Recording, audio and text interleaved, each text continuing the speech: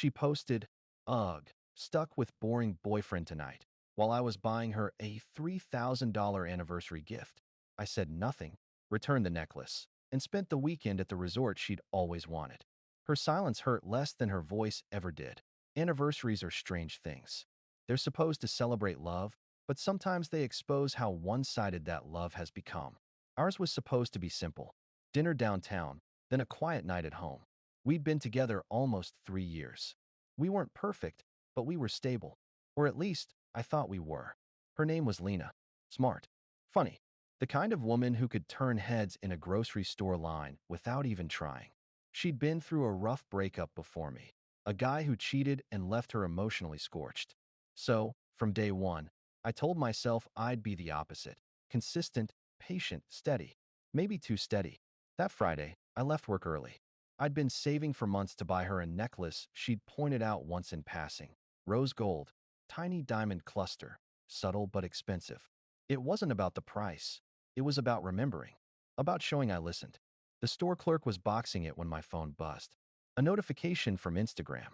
I wasn't one to snoop, but the preview caught my eye because of the caption. Lena posted a story. "Ugh, stuck with boring boyfriend tonight, unamused face, someone save me." There was a laughing emoji after it. Casual. Flippant. The kind of thing you'd say jokingly. Except it was public. And it was posted 10 minutes ago. While I was standing in a jewelry store spending $3 grand on a gift for her. My stomach dropped. Not the dramatic kind of drop. More like a quiet collapse. The realization that something inside you had already been crumbling for a while. I didn't text her. Didn't call.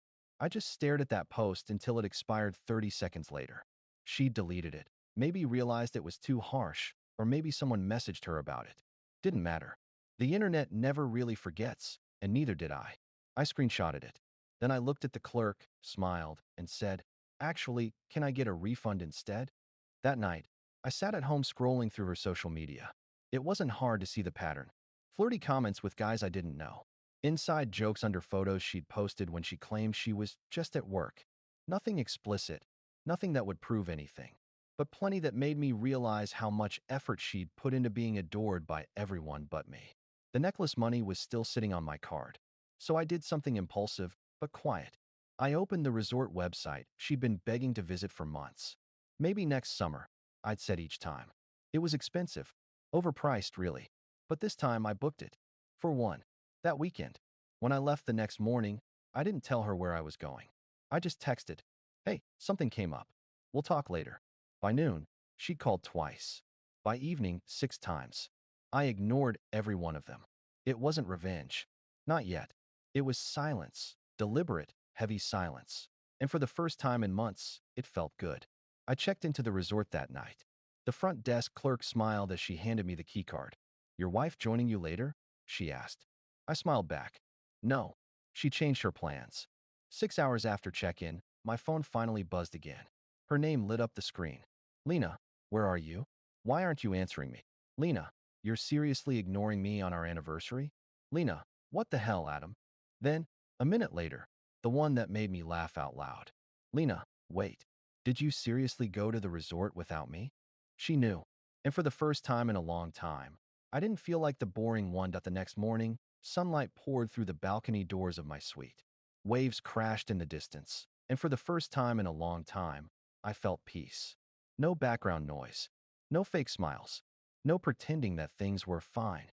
Breakfast arrived, room service for one. I poured the coffee, sat by the balcony, and scrolled through my phone. 15 missed calls. 9 messages. 1 voicemail. Then a text popped up, timestamped 7:42 a.m. "Lena, I'm coming there. Don't ignore me." I actually laughed. Not out of spite, just disbelief. She couldn't handle not being in control. She was used to being the one who walked away, not the one left behind. It was around 11 when I heard the knock on the suite door. 3 quick knocks, then silence. I didn't open it immediately. I wanted that moment of quiet power, the kind you only get when you realize you don't owe anyone an explanation. Then I opened the door. Lena stood there, oversized sunglasses hiding her eyes, hair pulled back too tight, wearing the same dress she'd posted selfies in 2 weeks earlier. She looked furious, but more than that, embarrassed. "Are you serious right now?" she said, brushing past me into the suite. You just leave on our anniversary? You ignore me all night? I had people asking if we broke up. I closed the door quietly behind her. Maybe we did. She froze mid-step. What's that supposed to mean? It means, I said, walking toward the balcony. I got tired of being someone you call boring when you're supposed to be celebrating our relationship. Her face paled. You saw that post? She said quickly, her voice lowering. Oh my God, Adam, it was a joke. You know I didn't mean it like that. I was buying you a necklace when you posted it, I said. Calm. Quiet. $3,000. Remember that jewelry store you liked downtown? She blinked, processing. You. Wait, you bought me. No, I said. I returned it. The words landed heavier than I expected. For a moment, she just stared at me like she was trying to decide whether to cry or to shout. You're seriously overreacting, she finally said. You always take things so literally. I was just trying to be funny. You know how people post dumb stuff for attention? Yeah, I interrupted softly. I know. Her voice cracked with frustration. I can't believe you do this to me. Running off like some petty teenager. What? To teach me a lesson. I turned to her. No, Lena. To teach myself a lesson. That stopped her. About what? She asked. About not giving everything to someone who treats me like an accessory, I said. About realizing that love shouldn't feel like I'm auditioning to be enough. She went quiet. For once, she had nothing to say. After a long silence, she tried again, softer this time. I messed up. Okay, I shouldn't have posted that. But you can't just walk away over one mistake. I looked at her, really looked at her, and realized how different we'd become. I wasn't angry anymore, just done. One mistake. I said, Lena, it's never just one. It's every comment, every joke, every time you make me feel like you're settling for me. That post just made it obvious. She tried to smile, but it trembled. We can fix this. We always do. No, I said gently. I always did. She stood there for another minute, waiting for me to take it back, to break first, like I always had. When I didn't, she exhaled sharply, grabbed her purse, and muttered, You'll regret this. I opened the door for her. Maybe, I said, but at least I'll regret it somewhere peaceful. She stopped just long enough to throw one last line over her shoulder. You're not as perfect as you think you are, Adam. I know, I said, but at least I'm not pretending to be. Then the door closed behind her, and for the first time in months, I felt light. That night, I sat alone on the balcony, watching the sun sink into the ocean. No phone, no noise, just the sound of waves and the strange relief that comes with finally letting go. When the check came for dinner, the waiter smiled. Your partner joining you? I smiled back. No, I said. Not tonight. Final update that it's been just over a year since that night. The dinner I ate alone, the text I didn't reply to, the silence that became my peace. A year sounds short on paper, but it's enough time for life to rebuild itself quietly. I moved apartments, smaller, simpler, filled only with things I actually use. I started taking early morning runs, something I'd always said I didn't have time for. Turns out I did. I just didn't have the energy back then. The promotion turned into a full department lead position. My days are long, but not heavy. My evenings end with the kind of calm I used to think only existed in movies. Cooking for one, playing soft jazz, watering the plants I actually remember to keep alive. Sometimes, when I look at the city lights from my window, I still think about how it all unraveled. But not with bitterness anymore. More like watching an old film you once loved, realizing you've outgrown it. 2 months ago, I ran into Lena. It was at a friend's engagement dinner. One of those semi-formal rooftop things with string lights and champagne that tastes better than it should. I hadn't known she'd be there. When I saw her across the terrace, I froze for half a second, just long enough for her to notice me. She looked different. Not in a bad way, just older. Not physically, but in the eyes. Like she'd seen how fragile her own reflection really was. For a moment, we just stood there. Then she gave me a small smile and walked over. Hey, she said softly.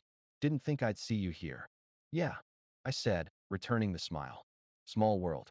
It wasn't awkward, surprisingly. Just quiet. She looked at the glass in her hand, then back at me. You look good, Adam. Happy. I am, I said. How have you been? She hesitated. Working. Trying to figure things out. Therapy's helping. That caught me off guard.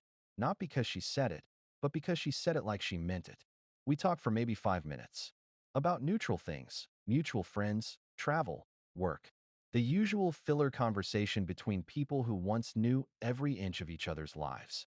Then she said, "You know, I think about that night sometimes. The post, the necklace, all of it."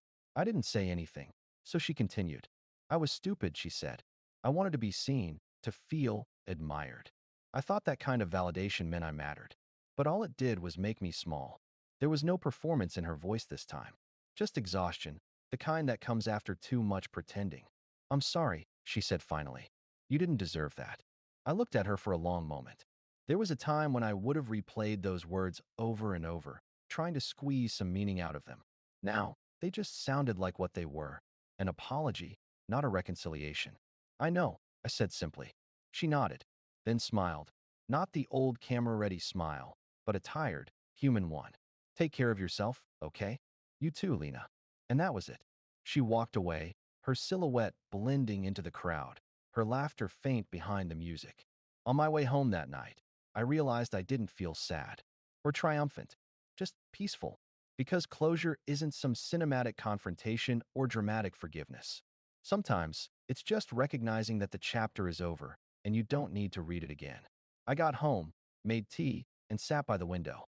Outside, the city was humming the same way it always had. Lights, voices, life moving forward.